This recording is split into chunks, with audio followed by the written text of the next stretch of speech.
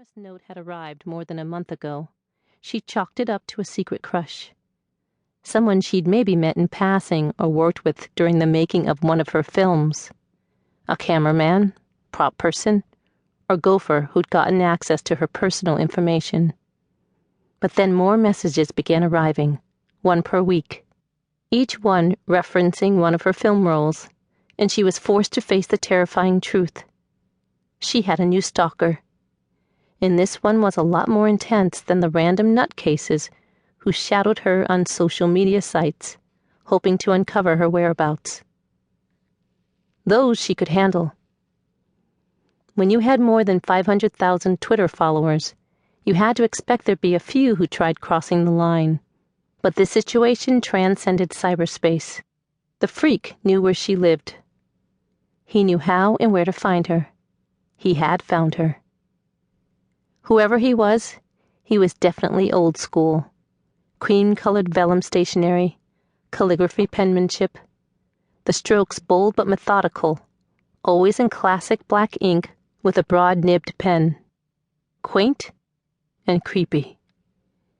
Martin unfolded the paper and gave it a glance before refolding it and slipping it inside his jacket's breast pocket. "I'll take care of it." Sarah set down her glass. "You said that before. Shouldn't I call the police at this point?" He answered with a ferocious shake of his head, sending salt and pepper bangs flying. Despite repping her, as well as several other notable adult actors, his hairstyle was circa 1960s Beatles. "You report this to the LAPD, and every crackpot in this city is sure to come slithering out of his shithole to take credit or worse, copycat. Is that what you want?" He paused, sucking at his top teeth. "Besides, what if it's Danny?"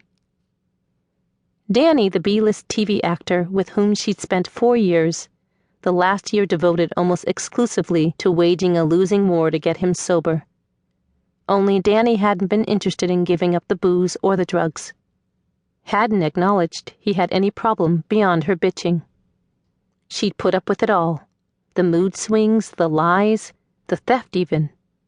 Until one night 8 months ago, when their difference of opinion had exploded in a backhanded blow across her face. After throwing him out, this time for good, she'd picked up the phone and called Martin. He'd taken one look at her puffy face and pulled out his iPhone, standing by while he made one call after the other, canceling her following day's shoot and rescheduling a week's worth of appointments. She'd acknowledged there was only one person she could possibly save, herself. The next day, she'd had all the locks changed. Even if the culprit was an ex, standing by and doing nothing didn't sit well with Sarah. It took her back to that terrible time as a teenager when she'd sat by her mom's bed in hospice and watched helpless, as day by day the cancer won. The grief had fueled her determination to live life on her own terms and to the fullest, which had meant pursuing her dream of stardom on the big screen. Leaving her native New York and driving cross-country to LA in a beat-up Volkswagen, with a single suitcase and a couple $100 to her name, had been one ballsy big risk. The move had paid off, albeit not in the way she'd intended. At casting calls, she'd been told she was too striking for commercials, and too all-American for film work, where a more multicultural look was sought. Unlike her competition, she'd had no college degree and no acting credentials. Without money or experience, getting a SAG card was about as easy as hitching a ride to the moon.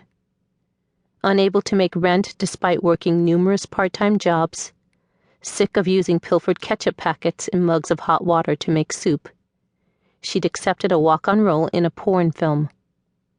At the wrap party, she'd met her future manager, Martin Levine. Under Martin's guidance, her walk-on part had led to a callback for a feature role in another adult film, and then another.